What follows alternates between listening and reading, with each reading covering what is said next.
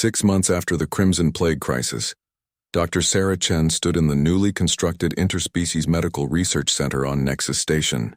The facility was a joint project between the Galactic Medical Council and the Human Space Fleet, designed to prevent future medical crises through collaborative research. The center's main laboratory buzzed with activity as researchers from dozens of species worked side by side.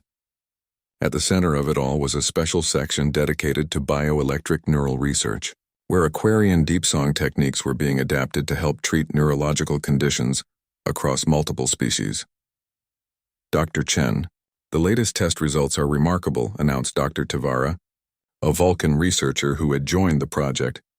The modified deep song therapy has successfully restored neural function in patients from 7 different species. Sarah smiled as she reviewed the data. The Aquarians always said that healing songs could work on anyone who had the patience to listen. We're just proving they were right. Through the laboratory's large windows, she could see the bustling traffic of Nexus Station. Ships from across the galaxy came and went, but now there was something different. Human vessels worked alongside Galactic Council ships on joint missions, and the cooperation that had begun with one dying child had grown into something much larger. "Sarah," a familiar voice called out. She turned to see Zara entering the laboratory, followed by Lyria.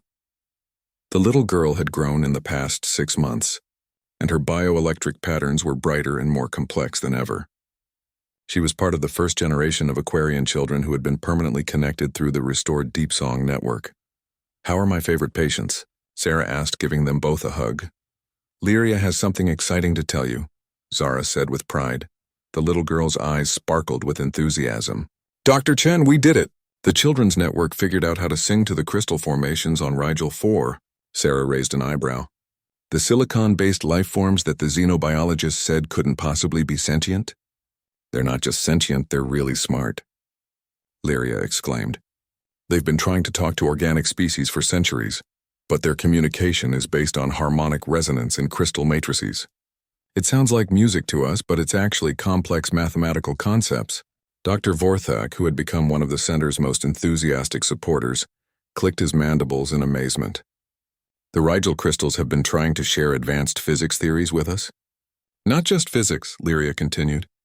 "They want to teach us about something they call harmony engineering, ways to use sound and vibration to heal planets that have been damaged by pollution or war."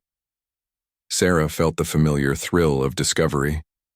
"Lyria, this could revolutionize environmental restoration efforts across the galaxy." "And that's not all," Zara added. "The Deep Song network has been making contact with other species that communicate through bioelectric fields.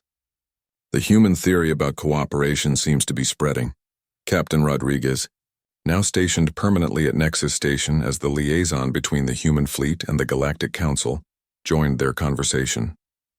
"Speaking of cooperation, we've got some good news from Earth.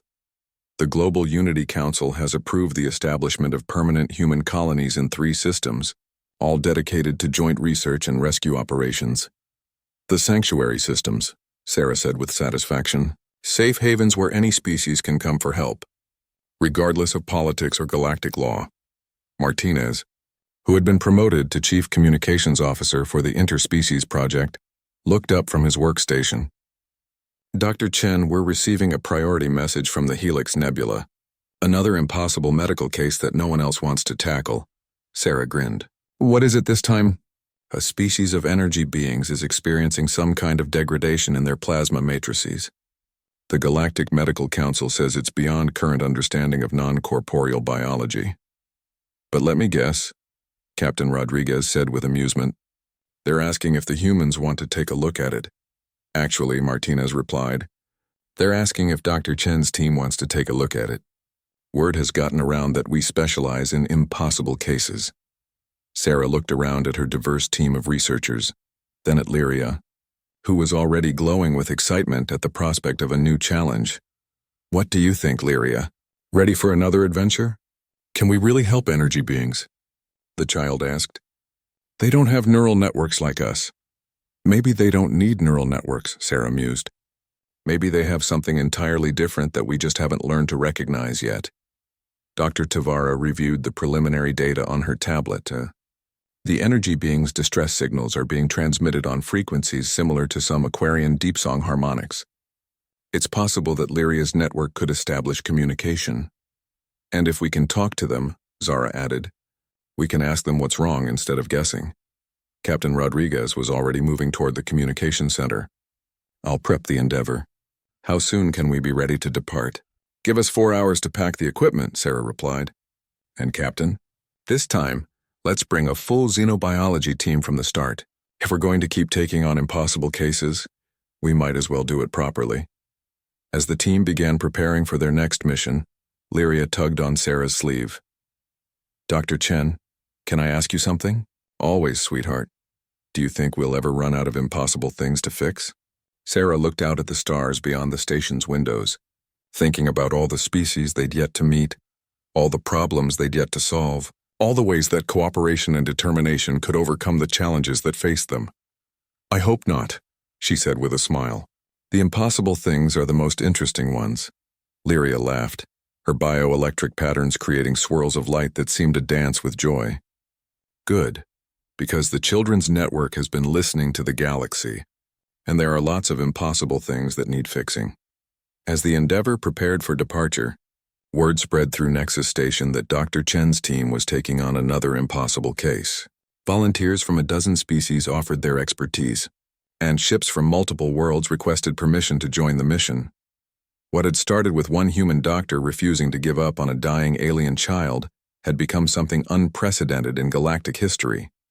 A truly cooperative effort where species worked together not for profit or politics, but simply because it was the right thing to do. In the medical bay of the Endeavor, Sarah ran final checks on their equipment while Zara and Lyria prepared for another journey into the unknown.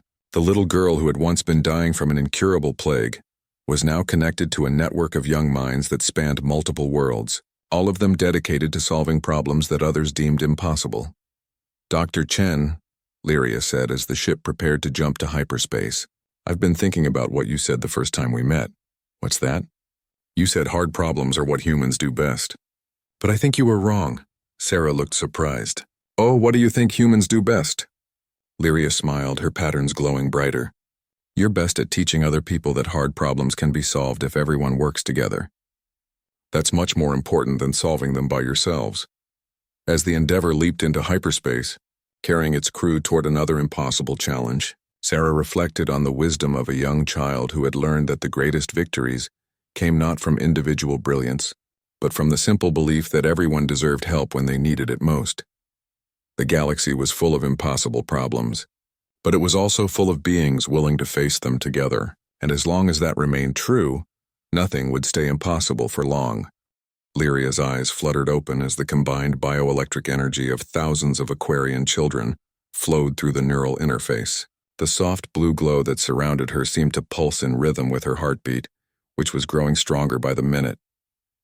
Mama, she whispered, her voice clearer than it had been in weeks. I'm here, my starfish, Zara replied, tears of joy streaming down her face. How do you feel? Different, Lyria said, sitting up slowly. I can hear them all the children on Aquatica. They're thanking us for singing the good song. Sarah monitored the child's vital signs in amazement. Not only had Lyria recovered from the Crimson Plague, but her neural pathways were showing activity patterns unlike anything in the medical databases. The shared bioelectric experience has created new neural connections, Sarah explained to the gathering crowd.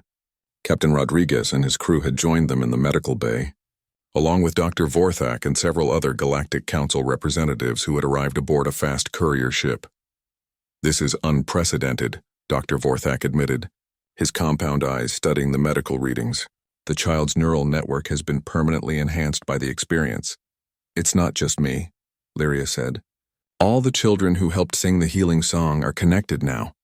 We can share thoughts and feelings across the whole planet. Captain Rodriguez looked concerned. Is that safe? Having an entire generation of telepathically linked children, Zara smiled as she watched her daughter interact with invisible companions.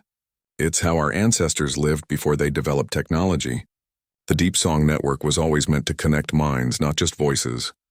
Dr. Chen received a communication from the planetary surface. This is Dr. Reyes from the Archaeological Survey. We've reached the artifact in the Abyssal Trench. What's the situation down there? Sarah asked. The artifact has gone dormant.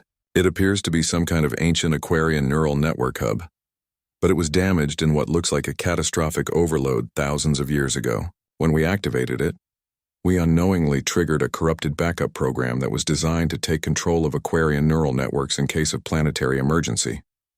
Sarah shook her head in amazement. So it was an ancient emergency system that malfunctioned. Exactly. But the Song of Growing Waters that your patient sang contained the proper shutdown codes. The artifact recognized the authentic deep song patterns and deactivated its emergency protocols. Dr. Vorthak approached Sarah with something resembling humility. Dr. Chen, I owe you an apology. The Galactic Medical Council was wrong to dismiss your theories. You were working with the information you had, Sarah replied diplomatically. Sometimes it takes an outside perspective to see what's really happening. Nevertheless, we would like to invite you to join the Galactic Medical Council as a special advisor on xenobiology. Your insights could prevent similar crises in the future.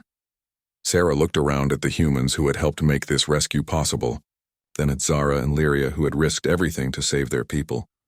I'm honored by the offer, she said, but I think the real lesson here isn't about my insights.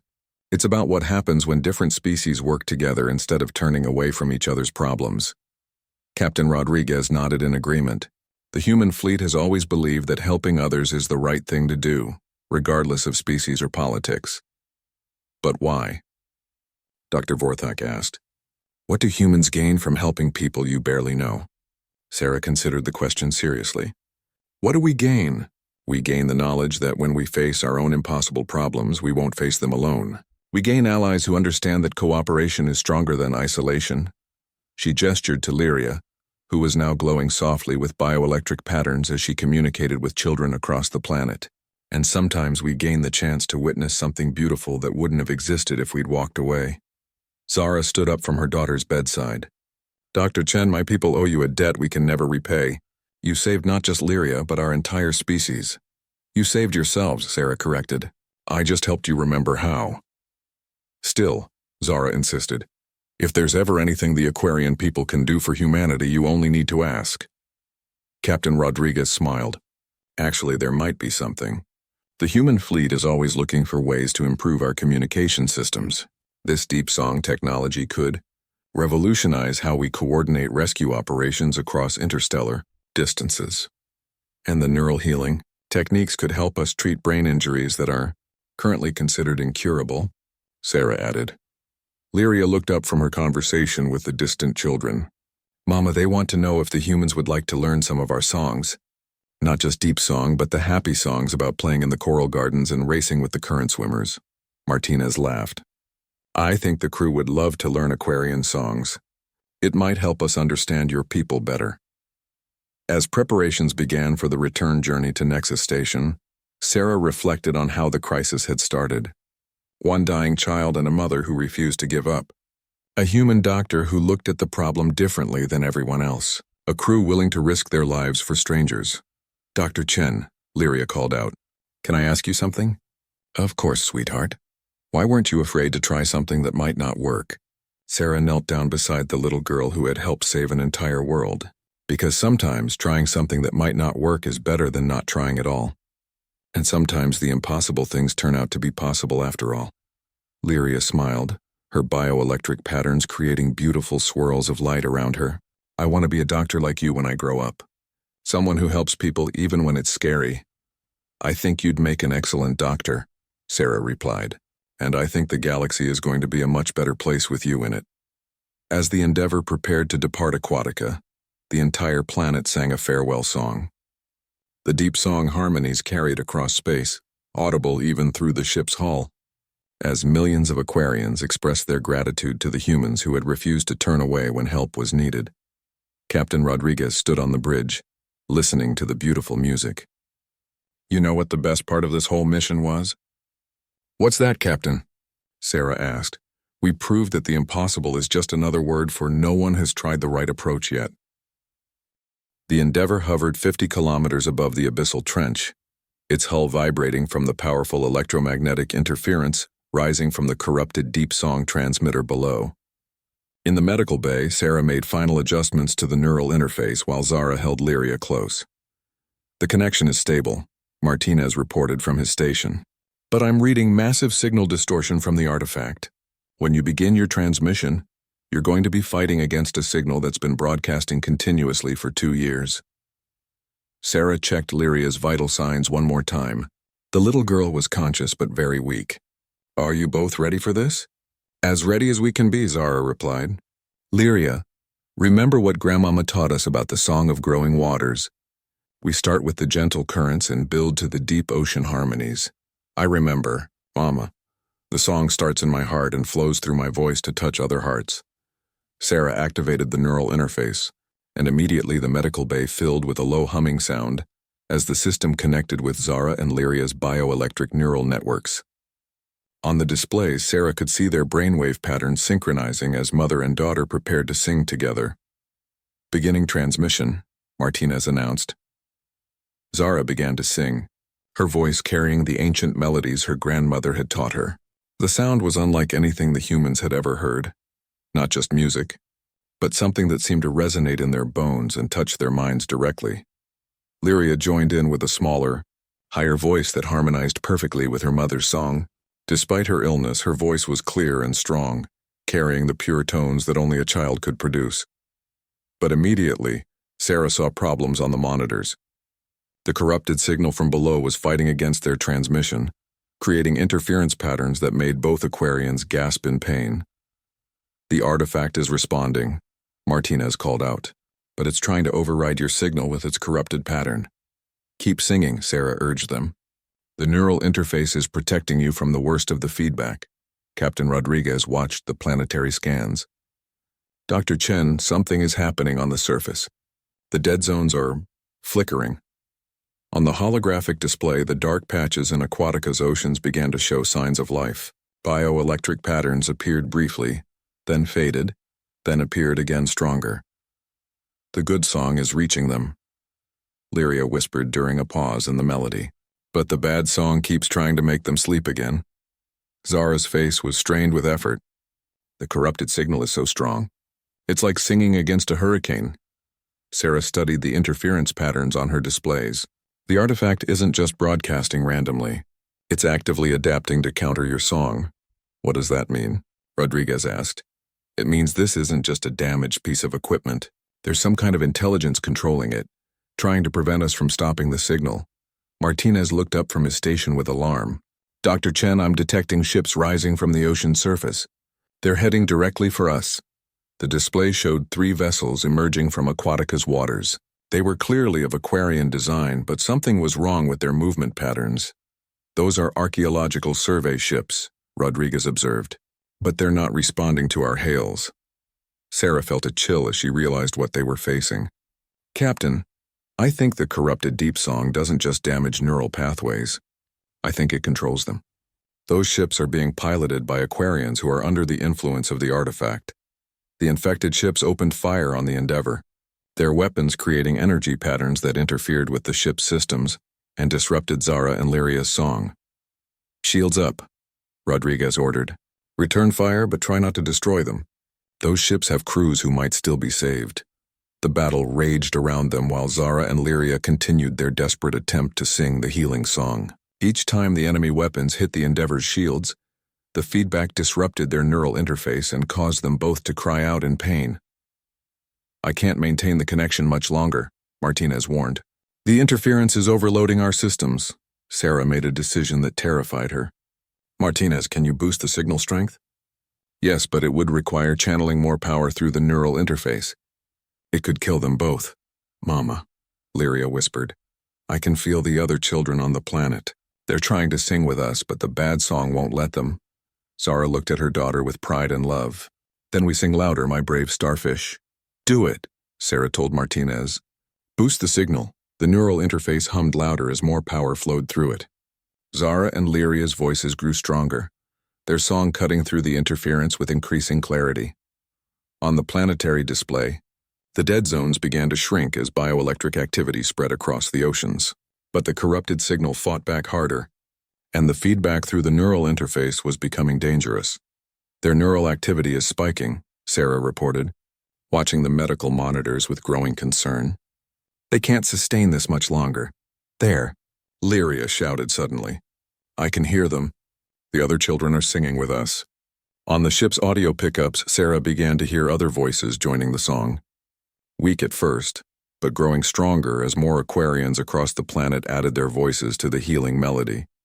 The archaeological ships that had been attacking them suddenly stopped firing. On the communication channels, confused voices began asking for assistance and reporting that they had been experiencing strange blackouts. The crews are regaining control, Rodriguez announced. Whatever was controlling them is weakening, but the effort was taking its toll on Zara and Lyria. The little girl's vital signs were becoming erratic, and Zara was visibly struggling to maintain the song. Almost there, Sarah encouraged them. The signal is working. You're saving your people. The song reached a crescendo as thousands of Aquarian voices across the planet joined together in the ancient melody. The corrupted signal from the artifact began to weaken, overwhelmed by the combined power of the healing song. On the planetary display, the dead zones disappeared entirely, replaced by the healthy blue glow of thriving Aquarian settlements. But as the last notes of the song faded, Lyria collapsed. Her vital signs flatlined and the medical alarms began screaming. No, Zara cried, reaching for her daughter. Sarah frantically worked to stabilize the child, but the effort of channeling so much neural energy had pushed Lyria's already weakened system beyond its limits. She's not responding, Sarah said desperately. The neural pathways are too damaged from the plague and the strain of the transmission. Zara held her daughter's still form, tears streaming down her face. She saved everyone. My brave little starfish saved her entire world. But then something unexpected happened.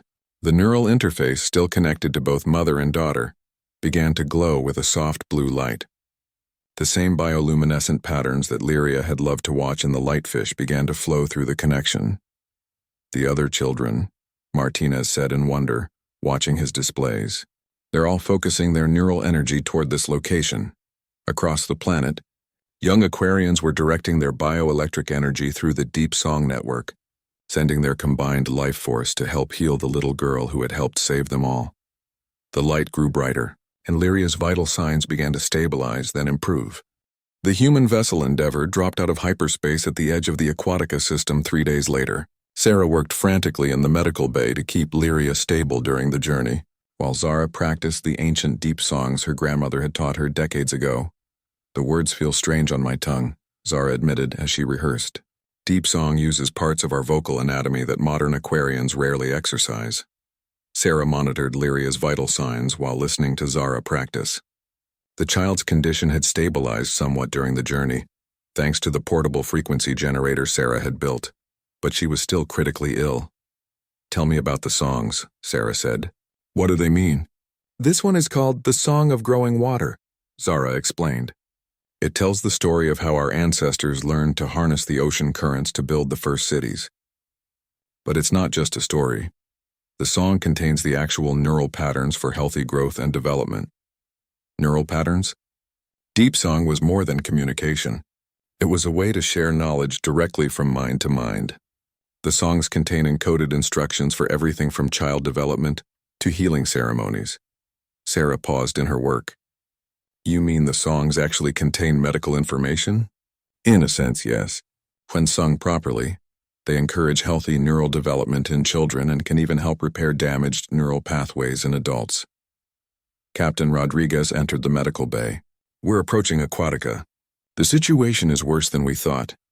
He activated a holographic display showing the planet below. What should have been a vibrant blue world was marked by dark patches in the oceans. Those dark areas are dead zones, Rodriguez explained. No bioelectric activity, no life signs. The plague has spread faster than the galactic reports indicated. Zara stared at the images of her dying homeworld. How many? Preliminary scans suggest the population has dropped by 60% in the last month alone. Sarah felt the weight of responsibility settle on her shoulders. If her theory was wrong, or if Zara's attempt to counter the corrupted deep song failed, an entire species would become extinct. Captain, have you been able to contact the archaeological survey team? Sarah asked. That's another problem. The dig site has gone silent. We're not receiving any communications from the research station in the Abyssal Trench. Martinez called out from the communication station. Dr. Chen, you need to hear this. I'm picking up the corrupted deep song signal from the planet's surface, and it's getting stronger. Sarah moved to his station and listened through the speakers. Even through the human audio equipment, the sound was disturbing, a haunting melody that seemed to twist in on itself, creating discordant harmonies that made her feel uncomfortable. That's not how deep song should sound, Zara said, her face pale. It's like someone took a healing song and broke it into pieces, then put the pieces back together wrong. Could the archaeological team have damaged the artifact when they activated it? Sarah asked maybe, or Zara paused, considering. Dr. Chen, what if the artifact was already damaged? What if it was buried in the ocean floor because our ancestors were trying to contain it? Sarah felt a chill run down her spine. You think this might have been some kind of weapon? Or an accident? A deep song transmitter that malfunctioned thousands of years ago, before our people learned how to build proper safeguards. Captain Rodriguez studied the planetary scans. If that's true, then activating it was like unleashing an ancient plague that your ancestors had contained. The ship's proximity alarms began sounding.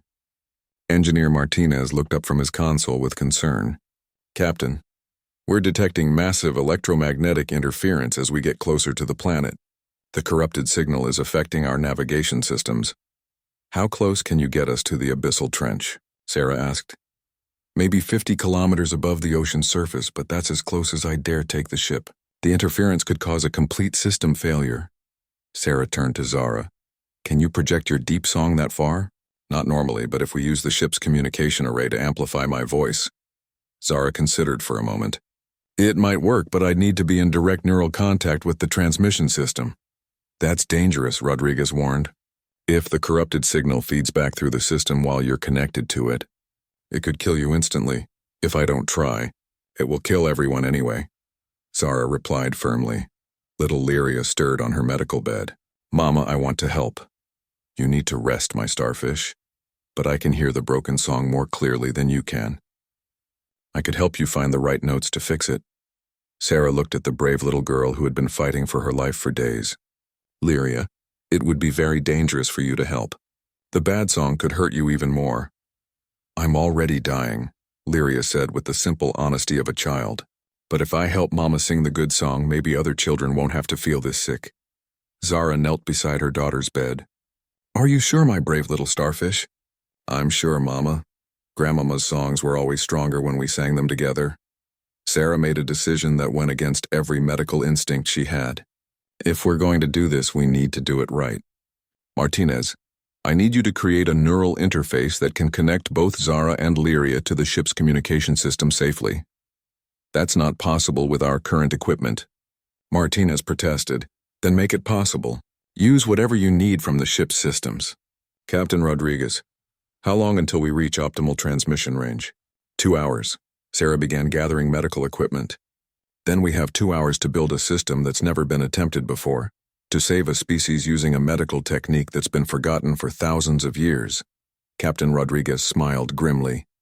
Just another day in the human space fleet. As the Endeavour descended toward the dying world below, Sarah worked alongside Martinez to create a neural interface that could safely connect 2 Aquarians to a human communication system. It was a hybrid of human engineering and xenobiology that shouldn't have been possible.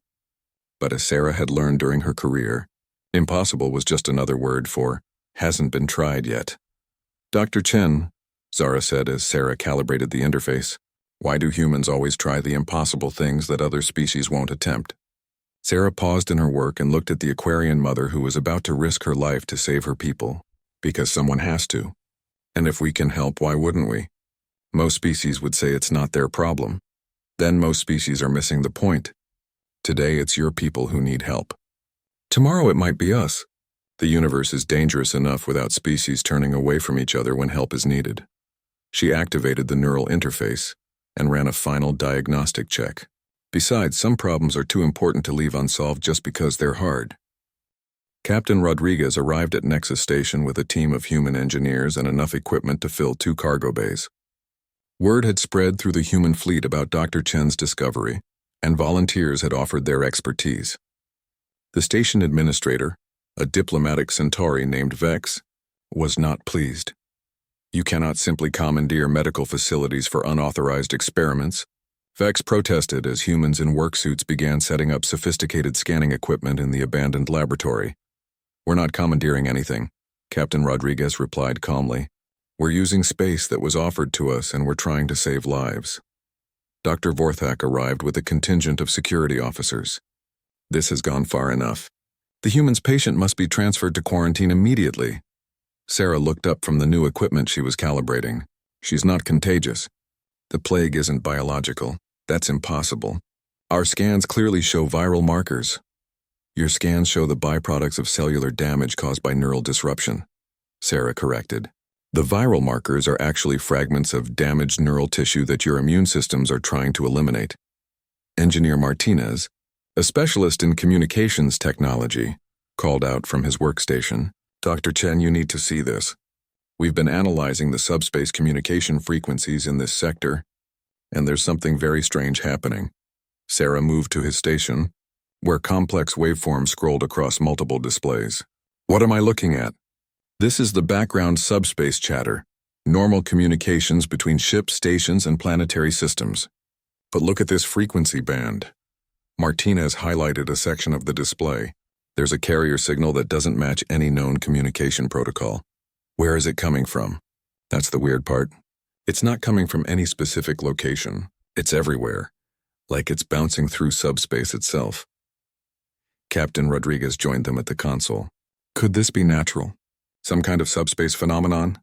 "Maybe, but look at this pattern," Martinez said, expanding the waveform. "It's too regular to be natural. This is artificial, but it's like nothing in our databases." Sarah felt pieces clicking together in her mind. "Martinez, can you filter out this carrier signal and show me just the pattern?" "Give me a minute." Martinez's fingers flew over the controls, isolating the mysterious signal. What appeared on the screen made everyone step back in surprise.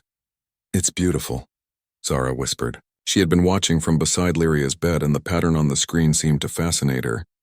"You recognize this?" Sarah asked. "It looks like deep song. The ancient communication method our ancestors used before we developed bioelectric neural networks." "We haven't used deep song for thousands of years." Sarah stared at the pattern, her mind racing. "Zara, who else in the galaxy would know about deep song?" "No one. It's unique to Aquarian culture, and it was abandoned long ago because it was inefficient compared to our neural communication." Dr. Vorthak pushed forward. "This is ridiculous. You're suggesting that some ancient Aquarian communication method is causing a galactic plague?" "Not causing it," Sarah said slowly, "but maybe triggering it."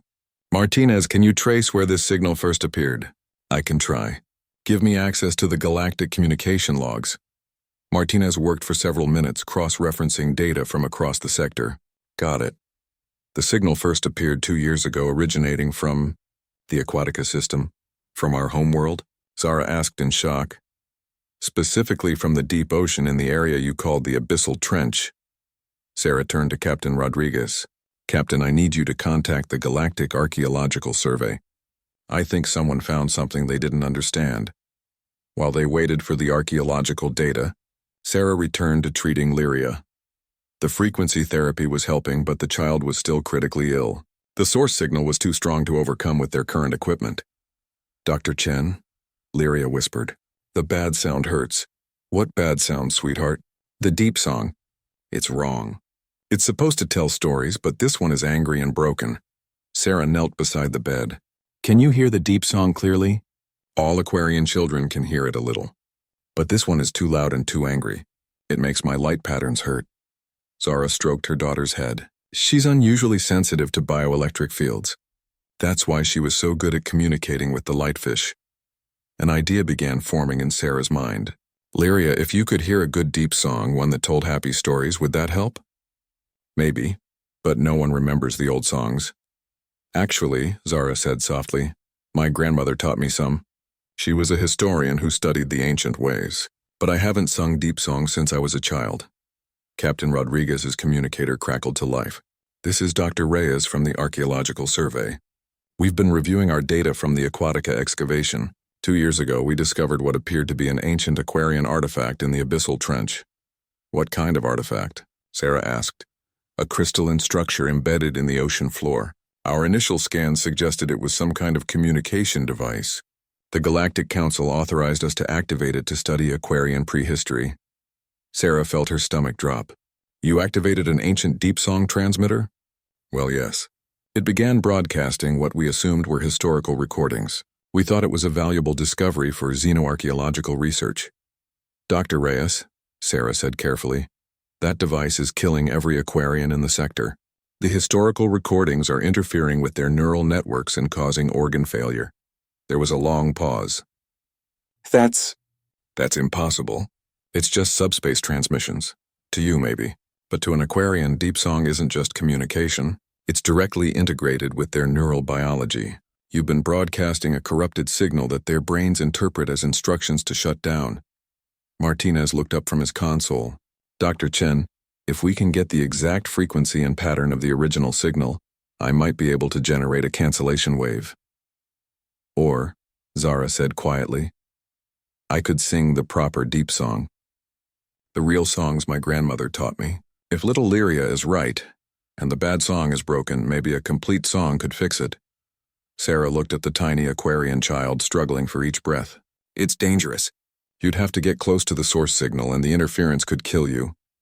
My daughter is already dying, Zara replied. And if this is affecting all Aquarians, then my people need someone to try. Captain Rodriguez stepped forward. Dr. Chen, what do you need from us? I need a ship that can get to the abyssal trench on Aquatica, and I need communication equipment that can amplify an Aquarian deep song transmission. If Zara is willing to try this, we need to give her every possible advantage. The Endeavor has the range and the equipment, Rodriguez said. But this is going to be dangerous for everyone involved.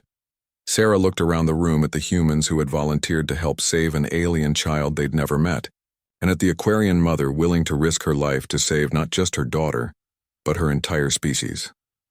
Sometimes dangerous is all you have left, she said. Dr. Sarah Chen worked through the night in an abandoned laboratory, 3 levels below the main medical bay. The space had been used for storage until she convinced the station administrator to let her set up a temporary research facility. The fluorescent lights flickered occasionally, and the air recyclers hummed louder than they should have, but it was private and equipped with basic research tools. Zara sat beside her daughter's makeshift bed, gently stroking Lyria's forehead. The child had grown weaker since they'd moved her, but Dr. Chen had insisted that secrecy was essential.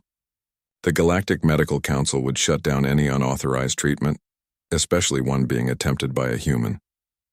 Tell me about your planet, Sarah said as she calibrated her equipment. She had learned that keeping worried parents talking helped them cope with the stress. Aquatica's beautiful, Zara replied, her voice soft with memory.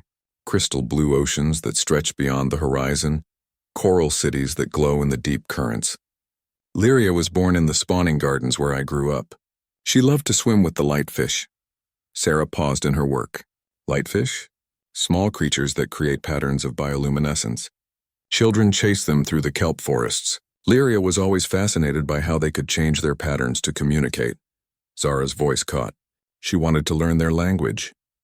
Bioluminescence, Sarah murmured, making a note on her tablet. That's interesting. Does your species produce any bioluminescent proteins? Of course. Our neural pathways use bioelectric signals that create light patterns. It's how we express complex emotions that your translation devices can't capture. Sarah stopped what she was doing and turned to face Zara fully. Your neural pathways create light? Through protein reactions? Yes, why? Sarah's heart began racing as pieces of the puzzle clicked into place. Zara, I need you to think carefully. When did the first cases of Crimson Plague appear on your world? About 2 years ago. It started in the deep ocean settlements and spread to the coastal cities. And what happened 2 years ago? Any major changes to your environment or technology? Zara thought for a moment. The Galactic Council installed new communication arrays throughout our ocean. They said it would help us integrate better with galactic society by boosting our bioelectric signals. Sarah felt her pulse quicken. These communication arrays, they amplify bioelectric signals? Yes, they interact with our natural neural networks to strengthen our communications across vast distances. Before the arrays, we could only communicate effectively within a few kilometers underwater. Sarah turned back to her equipment with renewed urgency. I think I know what's happening. The plague isn't a natural disease at all. It's an interference pattern. She pulled up her earlier scans of Lyria on the holographic display. Look at these readings. The protein disruption follows a specific frequency pattern. It's not random damage. It's systematic interference with your bioelectric neural networks. Zara moved closer to examine the data, still holding Lyria's small hand. I don't understand. You're saying the communication arrays are causing this? Not directly. But I think they're amplifying something else. Some kind of signal that resonates with your neural frequencies and disrupts them. Sarah began typing rapidly on her console. The reason the Galactic Medical Council can't find a cure is because they're looking for a biological pathogen. But this isn't biology, it's physics.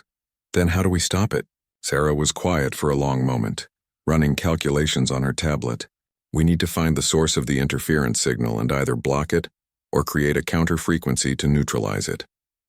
Can you do that? Maybe. But first I need to test my theory. Sarah moved to a device that looked like a cross between a guitar amplifier and a medical scanner. This is a frequency generator I built using human audio technology, combined with some medical equipment I borrowed from the station.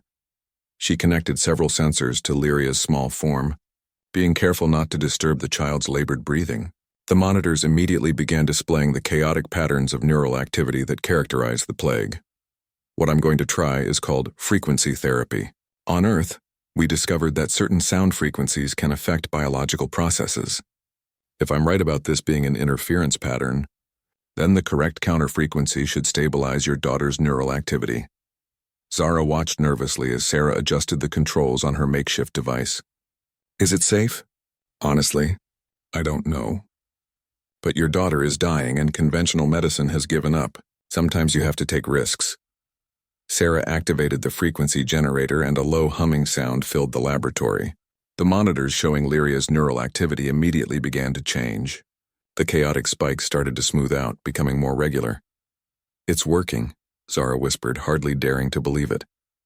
But after a few minutes, the patterns began to destabilize again. Sarah frowned and adjusted the frequency, but the improvement was temporary. The counter frequency helps, but it's not enough, Sarah said. The source signal is too strong. We're fighting a symptom, not the cause. Lyria stirred slightly and opened her eyes. For the first time in days, they seemed to focus clearly on her mother's face. Mama, she whispered. I feel a little better. Zara's tears flowed freely as she hugged her daughter. Yes, my starfish, Dr. Chen is helping you get better. Sarah felt a surge of determination. The temporary improvement proved her theory was correct, but she needed to find the source of the interference. Zara, I need to know more about these communication arrays. Where exactly were they placed on your world? Throughout the deep ocean settlements, but the main hub is in the abyssal trench. It's the deepest part of our ocean, where the most sensitive communications equipment is located. And that's where the plague started?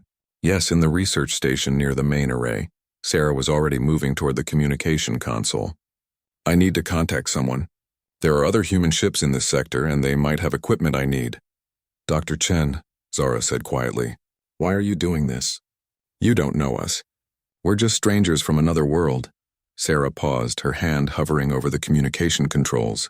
Where I come from, we have a saying.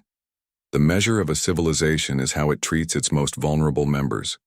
Your daughter is vulnerable, and you came to the most advanced medical facility in the sector for help.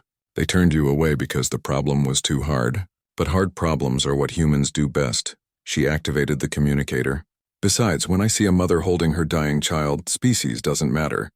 What matters is that I might be able to help, so I have to try. The response came through the static-filled channel almost immediately.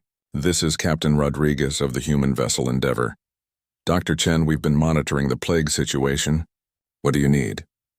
I need a full-spectrum signal analyzer and a high-powered frequency transmitter. I think I've found the cause of the Crimson Plague, but I need better equipment to prove it and develop a permanent solution. Understood. We're 12 hours out from Nexus Station. Can you maintain your patient until we arrive? Sarah looked at Lyria, whose breathing had improved slightly but was still dangerously weak. We'll have to. And Captain, bring every frequency generation tool you have. We're going to need them all. Zara's webbed fingers trembled as she held her daughter close to her chest. The child's normally bright blue skin had faded to a sickly gray, and her tiny gills barely moved with each shallow breath. The Aquarian mother's large, dark eyes filled with tears that sparkled like diamonds in the harsh medical bay lighting. "Please," she whispered to Dr. Vorthak, the station's chief medical officer. "There must be something you can do." The tall insectoid doctor clicked his mandibles in what passed for a sympathetic gesture among his kind. His forearms moved efficiently as he reviewed the medical scans on his holographic display. "I'm sorry, Zara, the Crimson Plague has advanced too far. Your daughter has perhaps 2 days left." Zara's heart sank. She had traveled across 3 star systems to reach Nexus Station, the most advanced medical facility in this sector of the galaxy. If they couldn't help her daughter Lyria, then nobody could. "Surely the Galactic Medical Council has some experimental treatment," Zara pleaded. "I'll pay anything." Dr. Vorthak's compound eyes dimmed. "The plague affects neural pathways unique to aquatic species. We've lost thousands of your people already. The Council has declared it incurable and has shifted resources to containment rather than treatment." The words hit Zara like a physical blow. Containment meant isolation. It meant watching her baby die alone, cut off from the rest of the galaxy to prevent the spread of this terrible disease. She looked down at little Lyria, whose once bright eyes now struggled to focus. "Mama," the child whispered in their native tongue, her voice barely audible through the fluid that filled her tiny lung gills. "I'm here." "My starfish," Zara replied, using the pet name she'd given her daughter when she was born. The irony wasn't lost on her now. Starfish could regenerate lost limbs, but her little one was slowly losing the battle for life itself. The medical bay's doors hissed open, and Zara barely glanced up as another figure entered. She was too lost in grief to care about anything else happening around them. "Doctor, I need to speak with you about the Crimson Plague cases," a voice said. The accent was strange, with hard consonants that Zara had never heard before. "Not now," Dr. Vorthak replied curtly. "We have a patient in crisis." "That's exactly why I need to speak with you now." This time Zara looked up. The speaker was unlike any being she had ever seen. It stood on 2 legs like some species, but its skin was a pale pink color, and strange fur covered the top of its head. Most unusual of all, its eyes were small and forward-facing, set in a flat face with a prominent nose. "What species are you?" Dr. Vorthak asked, his tone suspicious. "Human," the creature replied. "I'm Dr. Sarah Chen, xenobiologist from Earth. I've been studying the plague outbreaks." Dr. Vorthak's mandibles clicked in what Zara recognized as dismissive laughter. "Humans. I've heard of your species. You're new to the galactic community. Barely developed space travel. What could you possibly know about advanced alien diseases?" The human's face remained calm, but Zara noticed a slight tightening around her eyes. "Sometimes a fresh perspective helps. I've been analyzing the plague's progression across different species. The Galactic Medical Council has already exhausted all possibilities," Dr. Vorthak stated firmly. "This conversation is over," but the human didn't leave. Instead, she approached Zara's bedside, her movements careful and non-threatening. "May I look at your daughter?" Zara hesitated. Every instinct told her to protect Lyria from yet another examination, another false hope. But something in the human's voice was different from the clinical detachment she'd encountered from every other doctor. "She's dying," Zara said simply.